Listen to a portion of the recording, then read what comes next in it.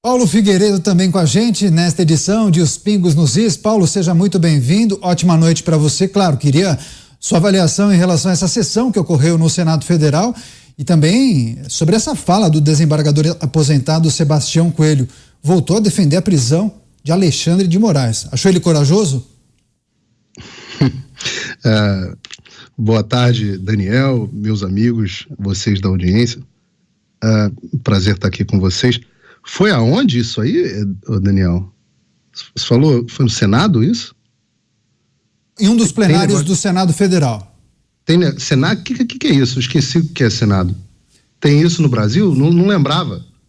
Faz tanto tempo que eu não vi o Senado Federal atuando que eu nem sabia que tinha mais. Esqueci.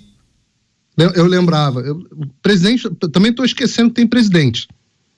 Também não vejo há muito tempo. Então, né? Judiciário eu sei que tem. Rapaz, como tem? Judiciário eu vejo todo dia nos jornais. Óbvio que há um deboche na minha fala, mas é para que as pessoas que estão em casa percebam quão disfuncional está a nossa sociedade. Domina os noticiários, o poder que domina os noticiários é o poder que deveria aparecer menos, que é o poder judiciário.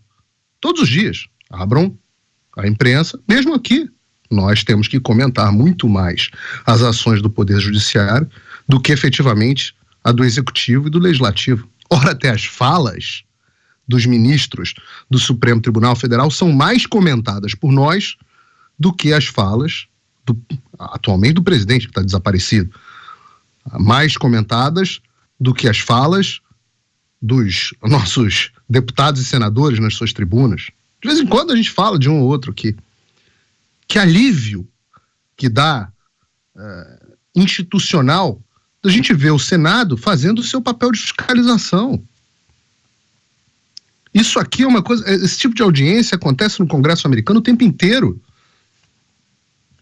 No entanto, eu acho que a gente vai falar aqui ainda mais sobre Rodrigo Pacheco e Arthur Lira, mas, no entanto, essas duas casas, sob esses dois presidentes, é uma casa, eu diria omissa, mas eu não vou usar mais o termo omisso.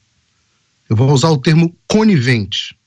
Ou melhor, vou além, vou usar o termo cúmplice dos desmandos que estão acontecendo no Supremo Tribunal Federal. Essa audiência foi absolutamente simbólica. Absolutamente simbólica. Representou algo que já deveria estar acontecendo há muito tempo, e o senador Girão, coitado, está brigando para que isso acontecesse também há bastante tempo, o senador Ottoni também. Estão brigando há muito tempo para que isso aconteça. E finalmente nós estamos vendo. E reparem como há um poder, né, na institucionalidade desse acontecimento. Talvez se isso estivesse ocorrendo há 2, 3 anos, todos esses desmandos que nós estamos vendo não tivessem acontecido. Porque, reparem, observem, há muito tempo que eu digo que o foco não deve ser eleições. Eu não vou nem dizer aqui fraude de eleições, não vou dizer isso. Porque não pode. Eu vou dizer assim, eleições, transparência, nem esse sequer deveria ser o foco. Eu vou explicar por quê. Porque isso é um sintoma de um problema muito mais grave, que é a instauração de uma juristocracia no Brasil, cujo sintoma é o fato de que nós só vemos um protagonismo do judiciário. O único poder que não... é o poder que emana do povo de forma mais distante, é o que tem o maior protagonismo. O fim do devido processo legal, isso que a minha querida Bárbara, que o Gustavo Gaia, ao qual eles chamaram a atenção, isso é o grande problema. Porque, repara, se você não tem... o sistema acusatório entra em colapso. Se um juiz pode fazer o que ele quer e não mais o que diz a lei, com a desculpa de que está protegendo o que ele considera uma democracia, o que ele considera que não é desinformação. Se um juiz pode fazer tudo, pode virar déspota, ou alguns juízes, né? César teve cocônsul durante um tempo, né? A República Romana não virou Império Romano do dia para a noite. Então, muitas vezes é mais de um, são mais de um ditador agindo ali naquele momento. As liberdades, elas vão desaparecendo aos poucos. Então, veja, nós tivemos dentro do Senado, espero que isso entre para os anais do Senado, nós tivemos a denúncia efetiva da violação do devido processo legal. E claro que se o processo legal está violado para prender deputado, para perseguir jornalista, para calar veículo de imprensa, para fechar jornal, para acabar com a imunidade parlamentar, para perseguir manifestação, para perseguir empresário, se o devido processo legal acabou para tudo isso, por que alguém iria achar em sã consciência que o devido processo legal ia continuar existindo para as eleições? É claro que não vai continuar existindo. Acaba como um todo. O déspota é déspota para tudo. E isso é um aviso para aqueles que acham que vai existir oposição ao governo atual, como se o Brasil vivesse numa democracia normal. Valdemar na Costa Neto, acho que vai ter oposição, ele vai fazer oposição. Não vai fazer oposição nem nada. Não existe oposição a déspota. O opositor de déspota termina preso. Se tem alguma dúvida, eu ligo pro Alan dos Santos aqui agora, pergunto para ele como é que ele tá.